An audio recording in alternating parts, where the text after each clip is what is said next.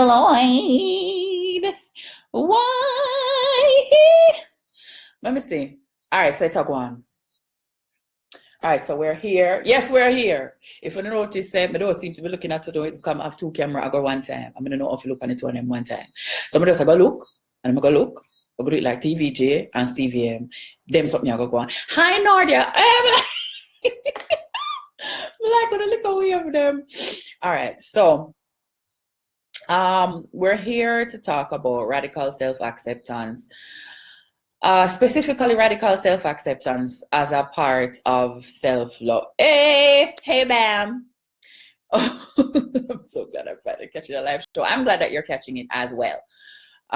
So I'm trying to manage so many things. Like I'm trying to get this Facebook page up to the point where I can still look. All right, so I'm just have to give up on looking at myself. Oh my God, this is so risky.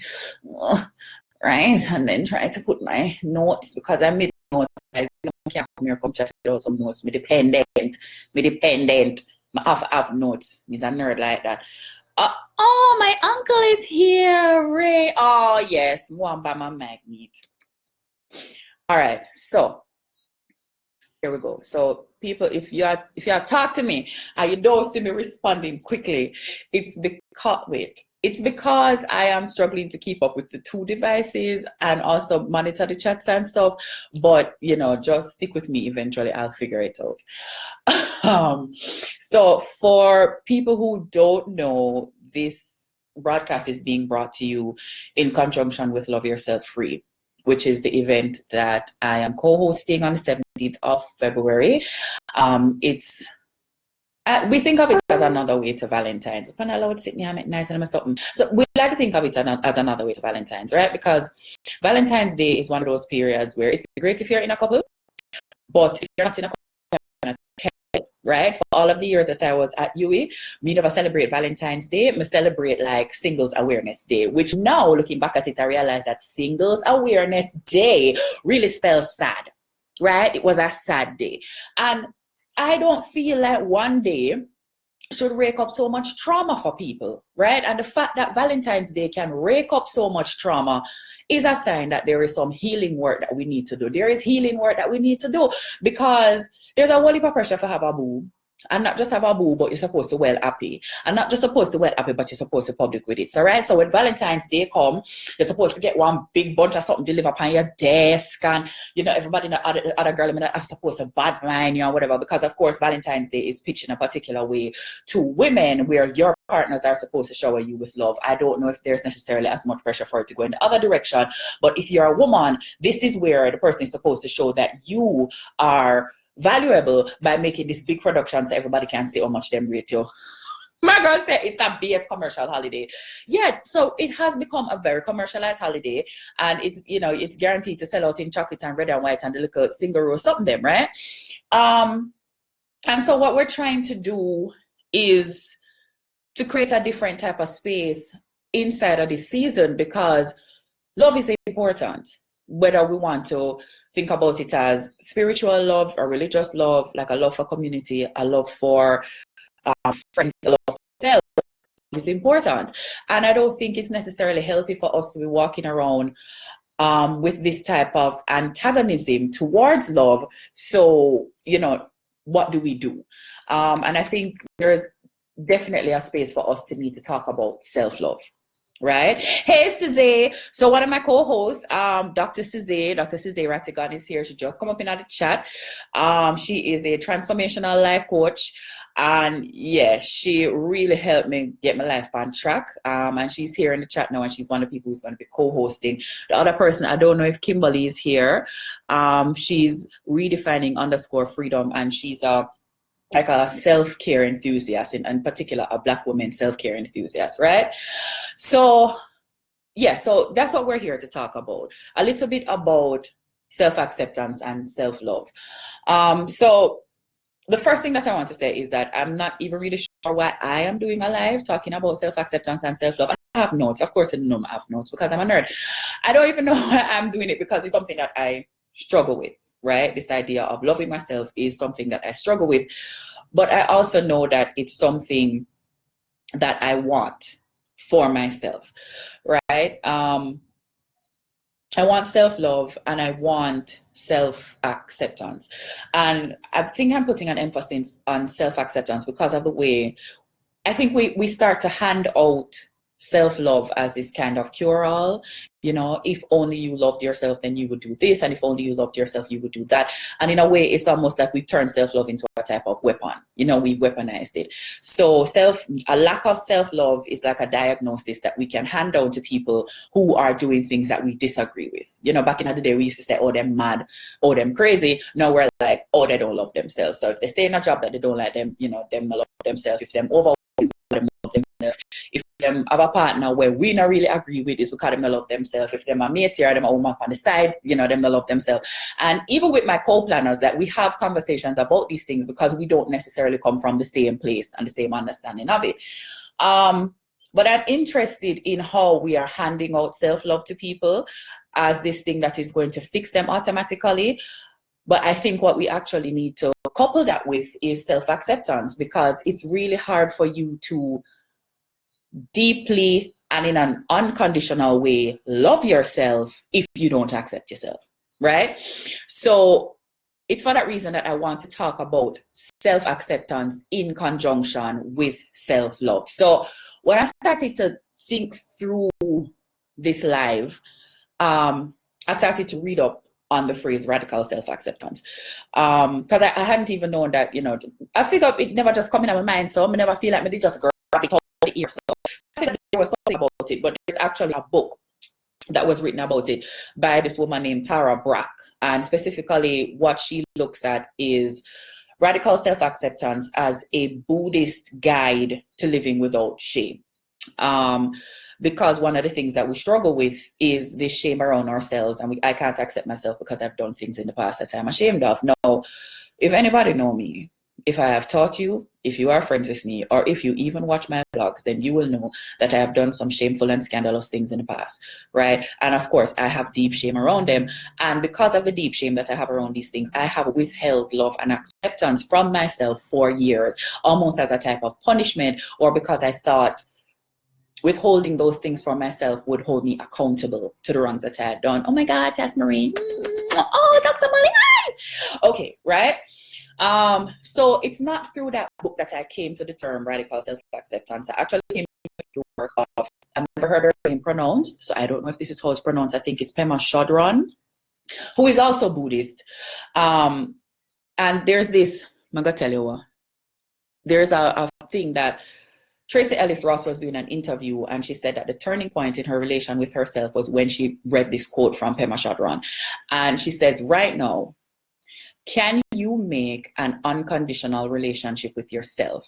Just at the height you are, at the weight you are, with the intelligence that you have and your current burden of pain, can you enter into an unconditional relationship with that? And of course, obviously, my answer was no. Clearly, me can't enter into an unconditional relationship with that because I want maga. Like, more have money, more like get my PhD, more like travel the world, more more intelligent, like all of these types of things. So more heal, more. Why would I make an unconditional relationship with what I am now? Like, why would I settle for that? Why would I settle for what I am now? But if, like, when me I say it out now, yeah, yes, SAD, Singles Awareness Day, SAD, it is a SAD day. When I say it to myself, no, why would I settle for what I am now? Why would I settle for what I am now?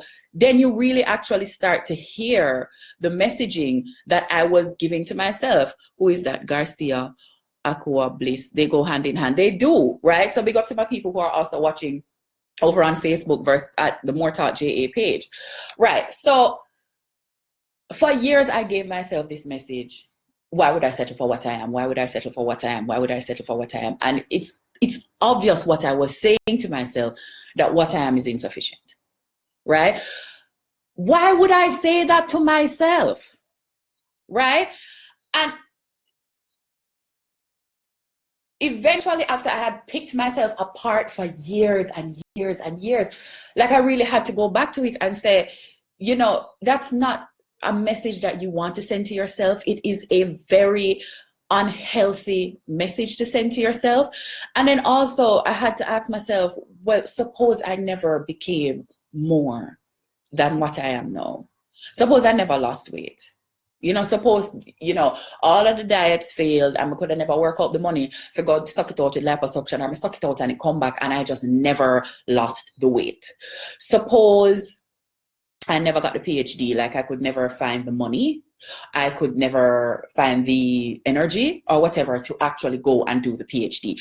Suppose, I never got a big money job, and for the rest of my life, I was just one of those people who had to be very exact about their money because there was never extra money to go around. Suppose all of those things happened, and this is all I could be. Eventually, oh my God, Donkey Man is in my life. What? Calm down. Calm down. I'm fine. He's probably here by accident. It's probably by accident. It's fine. So I had to say to myself, suppose all of those things happen. Well, I knew that if it is that I never lost the weight and I never got the PhD and I never got, a magical job, eventually I would make peace with that. I would find a way to make peace with that. So why couldn't I make peace with it now? I had spent over 30 years of my life treating myself like, oh my God, Super Donkey Man said hi. Listen, stop this. Stop. Okay, hi. Okay, we're calm. We're chill. It's good.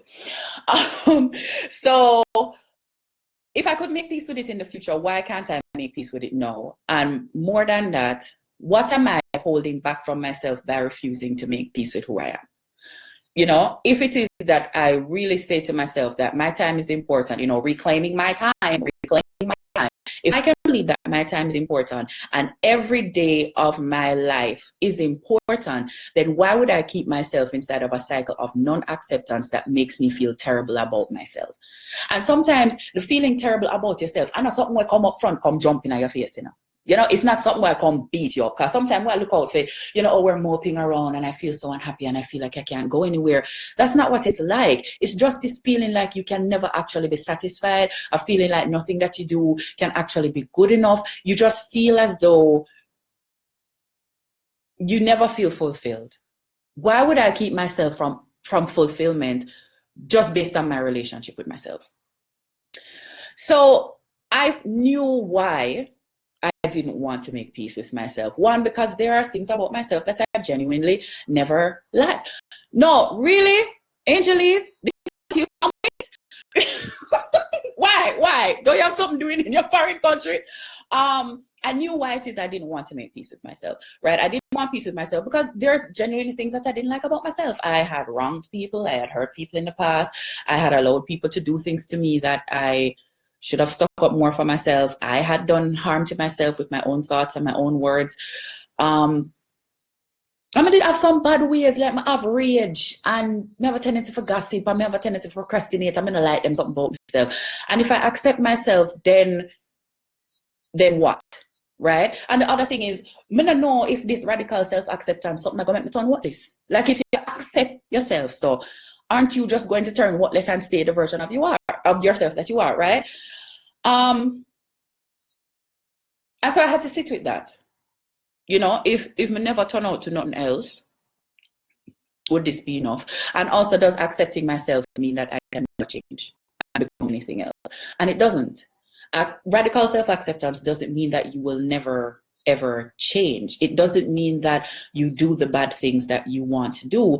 It means that you literally just look at them and go, okay, that's there. I'm not judging it. I'm not trying to push it or pull it. It doesn't mean I have to act on it, but it's there. And I can see that it's there, right? But most of us are taught to treat ourselves as aspirations from we are very young, right? And that the ideal version of yourself requires more growth. It requires more development. And a lot of us come into an understanding of ourselves in comparison with somebody else. So we are compared to our siblings. We are compared to, that cousin that does really well, that one kid in the community that goes to lessons and plays sport and gets all A's and goes to church and is helpful to their parents all the time. We are constantly compared to somebody, and we are taught that you have to aspire to be something else in order to be completely worthy, right? And as a part of guiding us towards better, our parents withhold certain things from us to get us to move forward. Do you get what I'm saying? So, you know, they withhold affection, or they withhold things, or they withhold certain types of emotion, because it's kind of like a reward and punishment that we use to move children towards where we want them to be. But what happens is that we internalize that type of relationship, and we start to do it with ourselves, right? And so we start to withhold things like acceptance from ourselves, because ourselves are not acting in the way that we want ourselves to, right? So our love for ourselves become conditional as well. So when I achieve this, or when I act that way, or when I get this part of my personality together, or when I lose that weight, or when I get that money, or when I leave this relationship, or when I get into this particular type of relationship, then I will exercise self-acceptance. And it doesn't actually make sense, because all of those things are, A, they may never come. B, they're not necessarily fundamental to the core of who you are, but a lot of us are actually completely separated from the core of who we are, right? Mr. Things are going on Facebook. Let me see, I'm checking in right here. Sometimes we're our own worst enemy. Yes, we're our own worst critics and our own worst enemies. And there are some of us who manage to use being that critical of ourselves to ascend and actually achieve a lot of things by just always being hard on ourselves. But for some of us, it's really deleterious to our health. And for even some of those people who they achieve that much, they never really feel satisfied with it. So what happens is they have a lot of stuff and they have a really amazing looking life, but they don't feel satisfied inside of it. And one of the things that I had to do is come to a decision with myself. Satisfied with my life is more important than having an amazing looking life. You know, I had to choose that if accepting certain things about myself meant I couldn't fly as high as I thought I needed to, but I felt amazing every day, then that was it for me, because all I really want to do is feel amazing every day, because I can't take the money with me, right? I can't take it with me. But how does one undo all these years of self-defeating thoughts?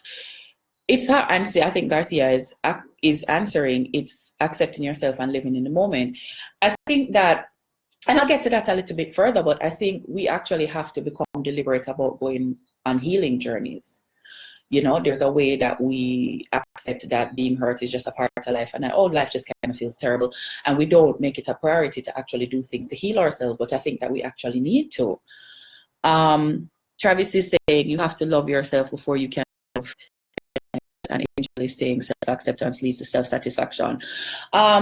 That whole thing about loving yourself before you can love anyone else, I am of two minds about it, and this is just my personal opinion, because I know that there have been times when I wasn't really deeply in love with myself or having a lot of self-love, and I had relationships that were good, and the people in the relationships were happy, and I was able to give something to them that I wasn't able to give to myself. Would the relationships probably have been better if it was that I was more deeply in love with myself? Quite possibly. But I don't think that if you're not completely healed, it means that you can't be with someone, you know?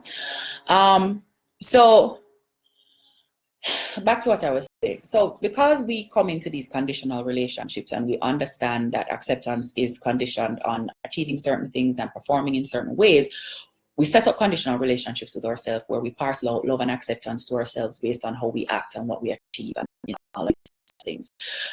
So I love myself, but I don't love this, and I don't love that, and I don't love this and that. But the thing is that this and that and this and that you're picking out from the love, those things are also you. It's one you. So you are literally saying to yourself, I don't love you. And that cannot be an easy message to hear.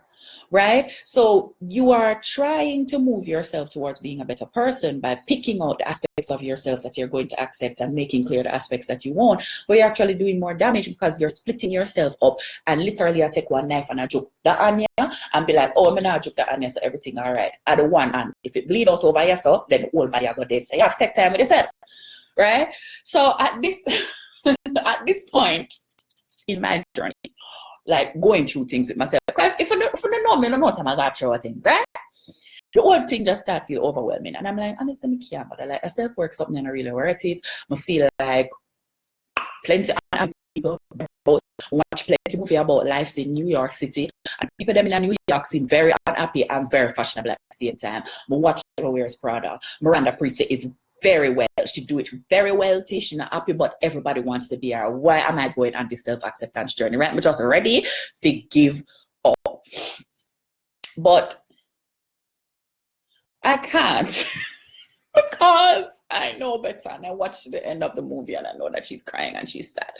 So I went through all of that with myself, and I wore myself down to the point where I was having panic attacks, where I was living with depression. That's actually one of the first reasons that I even got into like crystals and stuff. My friend Twiggy gave me a crystal, and magically the panic attacks disappeared, and it made a difference in my life. And I started to think more about healing myself instead of picking myself apart, which is what I would do, right? And I had to stop what I was doing because I realized that my lack of self-acceptance was now showing up in the types of relationships that I was choosing, and just how I engage the world, right? So that part is true, is that it will show up. So I'm not fully at self-acceptance, but there are a few things that I believe will help me get closer to it, right? One of them is I have to offer myself the right to self-validation. I have to stop waiting on somebody to come from the outside and tell me that the way I am is okay. I have to stop waiting for somebody to come from the outside and tell me that this particular way of being is valuable, or this particular personality trait is valuable, that my body is valuable, that my mind is valuable, that the country that I come from is valuable. I have to stop doing all of that and just validate it for myself and say, no, it's okay. And if it comes down to okay, you say okay, then just do that. You know, when your parents say it's so because I say it's so, I've started you myself like mother used to do me sometimes. I say it's so because I say it's so, right? And once I stop waiting for somebody outside to come and validate me, it frees me up to have conversations with myself just about myself without all of that external input. This does not mean that I get to ignore other people who are around me and their needs and their feelings, because we have to share the world and we're interdependent, right? I find that some of what we are doing right now as self-love is very much about discounting other people and being like, oh, you are non-factor. You are non-factor, you nobody, you nothing and nobody. And that is also unhealthy because that is arrogance, right? And that's not about you having a better relationship with yourself. That's about you blocking yourself off from other people and not hearing what they're saying. Self-acceptance don't mean that you go deaf to what other people say. It means that you hold a still small voice in yourself and you give yourself the right to believe your own opinion and your own feeling or something, right? The other thing that I think will help me and has helped me on my journey towards radical self-acceptance is letting go of the right to feel better than other people. I think a lot of times we focus on elevating ourselves to feeling equal to others, feeling that coming to a place of self-acceptance means digging yourself out of the rut, and sometimes it is. But radical self-acceptance also means giving up the right to feel like you are above other people. Like you literally just have to accept where them they, accept where you they, and accept that at the end of the day it is all the same, right? Moving towards radical self-acceptance also means taking care of my mental health, right? I mean, no say mental health is like a catchphrase, right? Now some people are like, no, I can't matter everything, I'm mental health, I just mental health they matter. But it's actually really important, right? Because we live in a world that can be brutal to our mental health and just take it for granted, right? So, and I'm going to read the list because I wrote it down. You go through a school system that ranks and files you and accords worth and access based on that. So which school you go to determine how valuable you are as a person, how you perform on your standardized tests determine how valuable you are as a person, and it can also determine the trajectory of your life after that, right? You're expected to get up every day when you're in school and compete, so you can stay on the honor roll, so you can be at the top of the class, so you can be in the highest performing class, because the class have streams, and the one with the, the smallest number, the top stream, and you have the bottom stream people, two completely different experiences of school, and you're supposed to get up every day and compete, and act like it's okay, right? You may grow up in a household, as a lot of Caribbean people do, where expressing any emotion that is not explicitly positive is treated as you're ungrateful because you have a bed and you have a house, how dare you have problems, or expressing any type of emotion is being like you're grown, or you try going like you're a man, you're trying like you're a woman in the house, you try to bring problems and all that type of thing there, right? So for a lot of Caribbean people, from start, their emotions are invalidated. They are treated as children as though their emotions are invalidated, as though their emotions are invalid, or as though their emotions are a nuisance. And very quickly, what we learn to do is to shut down and to become very hard in the way that we deal with the world, right? As Caribbean people, we don't have no, what the boy said, strength, no weakness, right? We don't have a lot of space for anything that doesn't look like it's 100% strength, but it is possible for you to just walk up and down as a rock stone. You is not a rock stone, you is a human being, right? But we are built almost to be these types of rock stones because we're supposed to just manage life. And it's like, no matter what, we're supposed to just smile, right? It's not feasible. Right? But a whole heap of us just get up and expect that we're supposed to be able to do this. So them test you, they rank, they find them, whether you're right or whether you're choppy based on all you perform for one test, them put you in one school, the school are rivalry with other school, one set of people not think say your school legitimate, another set of school thinks say your school too high, all these other things, right? And this is all before you're like age 12. Then you go to work, same thing. Endless competition. You're supposed to just get up every day and just compete with other people them in the office, and then they're gonna put you on team, and then they're gonna have inter-office games and all them something. But you're supposed to compete with all your other co-workers and people from the outside to prove that you're worthy of a promotion, another promotion, so you can finally get to a livable salary. All of this while you're expected to maintain a level of professionalism that borders on psychotic, because there is no way that a person can be expected to be in a space where other people are carrying their issues, their emotions, their personal baggage into the space and never react to it, right? So you basically have to become one machine to function in the work world as we know it, right? And on the outside of all of that, you are going to have family dynamics that don't, work for whatever reason, friendship issues that come up for whatever reason, love relationships with people who came up inside of the same messed up situations as you and don't really know how to love in a way that is sensible because they're not thinking about themselves, them just focus on you and where you are the wrong. You wake up every morning and before 9 o'clock, you hear about genocide, natural disaster, death and murder, war, famine, crumbling economy, all of them type of something there. And you're expected to just be able to manage it because that's how life is. That don't make any sense. The way that the world is working nowadays is brutal. And at some point, you have to help yourself to cope by making a deliberate intervention on behalf of your own mental health.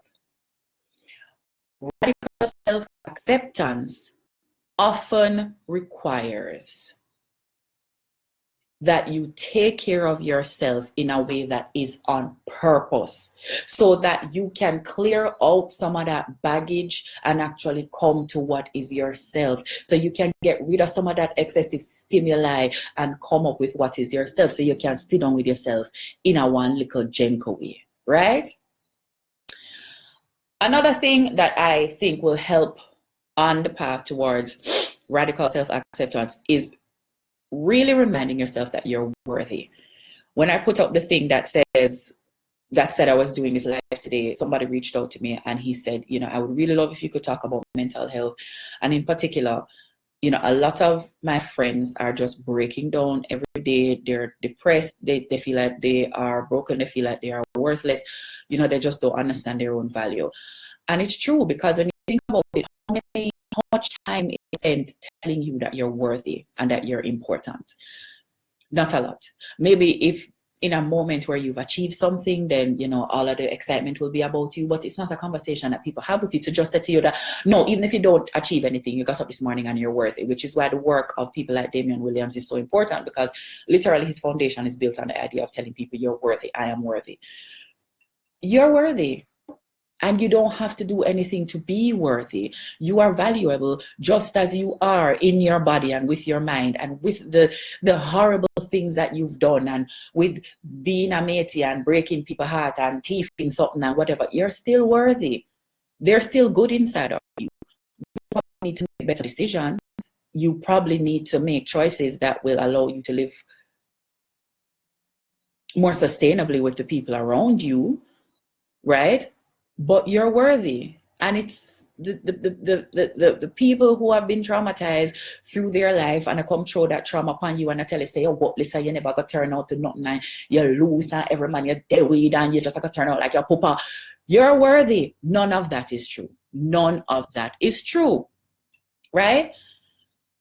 I think with the idea that we're worthy, one of the things that we need to come to terms with is that accountability is not suffering. Holding yourself accountable for a wrong that you have done does not mean that you need to suffer for the rest of your life. And there's a difference between punishment and persecution. Punishment matches the crime. You do something wrong, there's punishment, action, reaction, fine. Persecution is when you are trying to take something to the utmost extreme to the point that is unwarranted, and most of us want to persecute ourselves. Stop. It's okay for you to do something wrong, make amends, hold yourself accountable, grow from it, and continue to walk up and down with your head held high. We have a way that when we see people who do something wrong and them a walk up and down like them, okay, we say, oh, them coming like them not care, or them just hype, or them not have no feeling, that have no real emotion. It's like, you know, blah, blah, blah. It's like we want to act as though because the person doesn't walk up and down and act like they're a completely trash person, they are somehow failing to hold themselves accountable. You're not a completely trash person. You did a wrong thing. No, if somebody do me something, do I want to see them running up and down, flourishing the next day, acting as though they never hurt me? No, but definitely want to see them go through like a suffering, want to see like a romance at them something there. But me nah gonna tell nobody so they just act like them. No. And you're looking at somebody who come through all different types of trauma. Your life don't have to end because you hurt me. The one thing that I said to people is, do not let hurting me go in vain. Do not hurt me and then go ahead and keep doing the same thing again and again, because it means that you haven't learned anything, and that's the thing that's going to burn me, right? So when you do something wrong, hold yourself accountable. Learn, hold yourself accountable, but don't walk up and down and treat yourself like trash, right? Give up the idea of good people and bad people. There are no good people and there are no bad people. And every time one sex scandal come about some man where we did think was so powerful and so great, all I will go through disappointment because we can't believe him do that and re.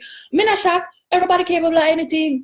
Every time somebody who was like one felon or one convict do something good in a them community, we shocked because, oh my God, I can't believe it's like a ray of hope, blah, blah, blah. Me never think he was a terrible person because he did rat somebody one time. Give up on the idea of good or bad people and make a space in the middle ground, because that's probably where you are. Which I guess leads me to the second to last thing. If you're trying to get to self-acceptance, forgiveness of yourself and forgiveness of others. Learn to forgive yourself for the things that you have done, and learning to forgive people for the things that you have done, that they have done, and moving away from judgment. Because if you are busy judging yourself, you're going to be judging other people, and if you're busy judging other people, you're going to judge yourself.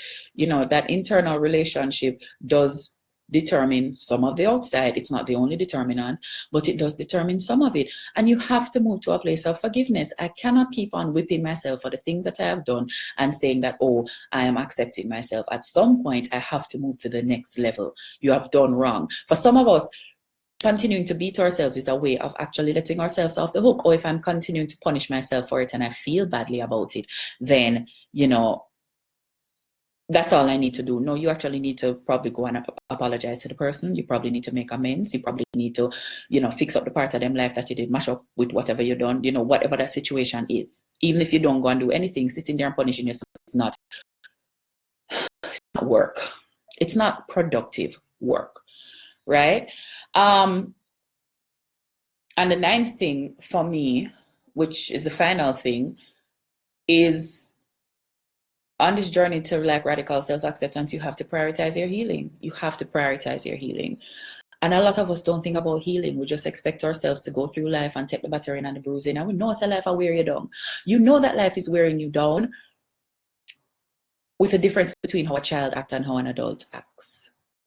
Not that, you know, childishness or childhood is a determinant of how life should be, but there's a way that children are just happy on purpose, or actually they feel entitled to happiness and they take it wherever they can find it. If it is that them find one box, them jump in it and them start run up and down in the box and have a great time. And adults won't do that. We won't do that because we're not thinking about how other people are going to look at us. We won't do that because we're thinking about there's work that I have to do. We won't do that because we're thinking, you know, oh, that's so childish, that's so senseless, as though the freedom of childhood is something to be looked down on. We learn to judge ourselves and confine ourselves. And some of that absolutely comes from the way that life wears you down as you move from a child to an adult. And you have a right to prioritize your healing. Actually, you have a responsibility to prioritize your healing. It is your responsibility to look after yourself and to give yourself the type of support that yourself needs to make it through life. Don't just assume that you're going to be okay and that you're supposed to can just tough it out. No, it's all right. You can surf and you can go out and play some ball and you can go talk to somebody and you can get help and get better. You get what I'm saying? I'm not as like a fully self-accepting person. I'm not coming here to talk to you as any guru. I'm not coming here to tell you how to run your life. I am coming here to talk to you as a person who really reacted. I try to find a way out because I want to know peace with myself. If nothing else, I want to know peace with myself because I can't control the outside world. What I can control is in here, and one can settle off it in here. And that's why I'm doing this work that I'm doing, you know. Let me read back and say some of the things that people said. So when one is on this chase to become, when does it become and when does one stop? And that's the thing, right? When you treat yourself like an aspiration, it becomes difficult to know when you've actually achieved anything. Because the thing about aspiration is you're always aiming for something else and something else and something else. And yes, I understand the concept of being a work in progress. All of us are works in progress because there's always something new coming that you have to contend with. But I think sometimes we forget that it's the process of that progress that counts as well. You know, like we all want to be Steve Jobs and we all want to be Einstein and we all want to cure this and do that and whatever, but the end goal, like that is really just them sharing it with the world and us getting to say who and are. The value actually comes in the process. The revolution is in the process, you know. So while you're doing this work in progress with yourself, never lose sight of the fact that the work in progress, the actual progress of the work, there's value there, and that counts for something, right? Somebody's saying Four Agreements is a good book on this. Yes, Four Agreements is a really good book to read on this.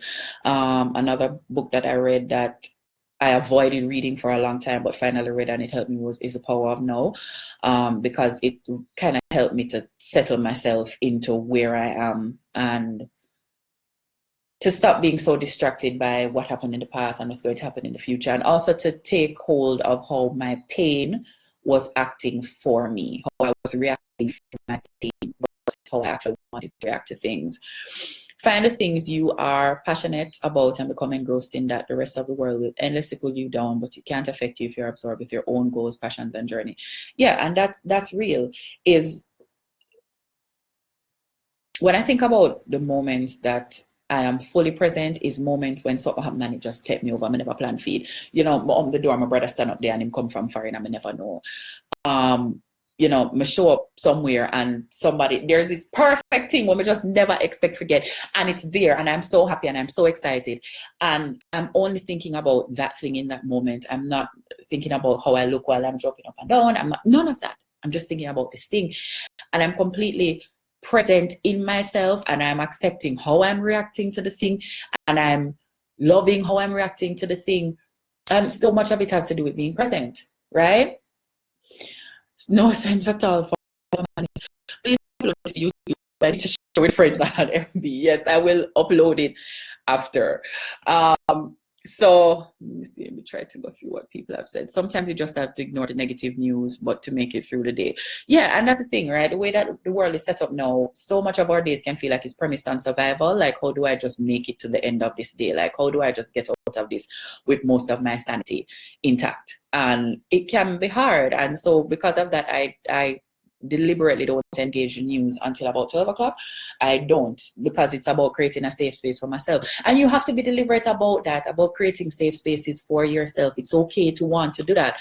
You know, as somebody who works in social justice, enough time I have to just fling myself in the middle of the island, just butt up, so me can't get the work done, like going on a room with some people when they even care about how them talk about certain topics, when, you know, I'm a survivor of some of them something there. I'm just have to turn up there and like fight the urge ball come out, me have to go in a healing space, and it's okay to want that, right?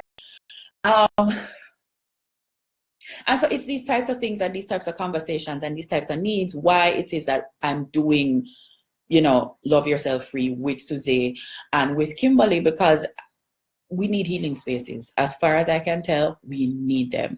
And when they're made available to us, like, we need to take advantage of them. Because we can't expect ourselves to just keep figuring it out without giving ourselves the proper support. You have to, sometimes you have to take the onion, all of the other onion, so the onion can continue all out and big. And so that's what I'm trying to do. So I'm going to wrap up now. And thank you to everyone who came and watched and has shared, because I know that there are other things you could be doing Saturday night. If you want to continue the conversation after, then just keep talking and I'll keep replying and stuff like that. And, if you are in Jamaica or you're in Jamaica, then, come and share another type of space with me on February 17th. It's in Montego Bay. It's an event called Love Yourself Free. It is starting at 4 o'clock. So if you're out of town, you can just make a little day trip. And we are trying to create another way to Valentine's, to try to settle off some of that trauma around Valentine's, but then maybe even people who are in couples who are trying to look at other ways to love, each other.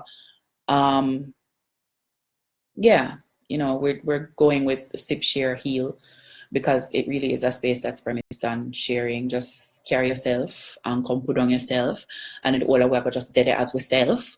And if everything them come up, but that's not the point. The point is, so we want a nice place to go the Valentine season, and where, if you're single, or you come with your crew, or you come with your boo, or just you, just come through. All right. I've been missing all day. I feel so good. No, but seriously, February 17th, if you can, come and be with us, because we need each other, and because healing is a necessity. And I'm tired of us walking around unhealed and hurting ourselves and each other. And I think we need to be more deliberate in going about creating some type of change. So thank you to everybody. Oh, what's that? Travis says, what's the price? Okay, so it is $4,500. It's $3,500 if you get the early bird ticket. The early bird tickets are on sale until February 7th. If you're interested, you can just email honeyandlimeja@gmail.com, or you can just contact me through DMs and I'll tell you what you need to do. And also, if you don't know, I have another page, Honey and Lime JA, which is my new business that is kind of premised around self-care. If you want to check out the other hosts, then you can look for redefining_freedom, which is Kimberly's page, or you can look for Dr. Susaye, DRSUSAYE. She's the other host. So you can go and check out the work that they do and get an idea of who's going to be in the space. I think it's a really great space for like friends to come. It's good space for couples. It's good space for single people. So if you have been through love, or you are healing from love, or you're just looking for a new way to understand it, you want to love yourself more and accept yourself more, then just come and chill with us. Yeah. Oh, thank you. Thank you, Ray. Okay, T8. All right, Garcia. Yes, I wish that you were home so you could come as well. So yeah, that's what we're doing. That's what we're doing for 2018, right? We did our burning goal last night. We have set our intentions for the year. We have released the things that we need to release, and we're going forward into our purpose. And we're going to be more healed at the end of this year and more whole, and hopefully at a point where February 14th cannot traumatize you again. But February 14th. Right? Or that we can love our partners in some ways that are more honest and open and reflexive. So thank you all for coming out. Love, peace, chicken grease. Goodbye. Goodbye, Insta. Goodbye, Facebook.